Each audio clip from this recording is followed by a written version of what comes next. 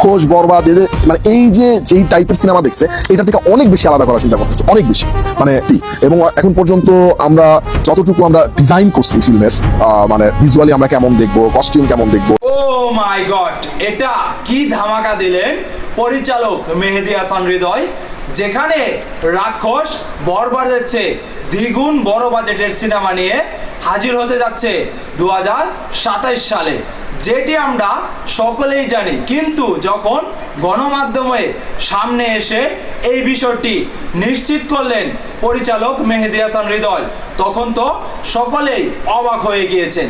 যেখানে নাকি এই বাজেটের সিনেমা বাংলাদেশে এখনো কেউ তৈরি করেনি, এমনকি এমন এক লুকে মেগাস্টার শাকিব খানকে আনতে যাচ্ছে যেই লুকে মেগাস্টার শাকিব খানের ভক্তরা শাকিব খানকে কখনোই দেখতে পারেনি।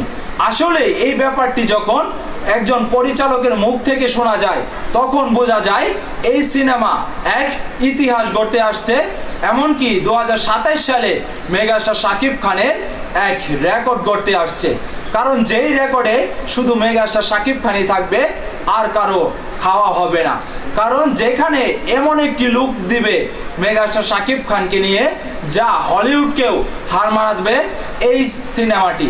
যেখানে পরিচালক জানালেন এখানে ভরপুর অ্যাকশন থাকবে, এমনকি যেই লুকে সাকিবিয়ানরা চায় মেগাস্টার শাকিব খানকে দেখতে সেই লুকেই আনতে যাচ্ছে এই নাম না জানা সিনেমাটি।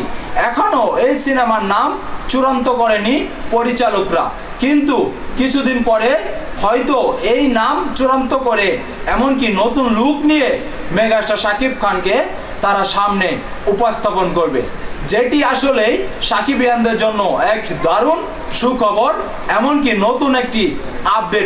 অবশ্যই আপনারা মতামত কি তা ভিডিওটির কমেন্ট বক্সে জানাবেন, এমনকি পেজটিকে ফলো দিয়ে আমার সাথেই থাকবেন। ধন্যবাদ সবাইকে।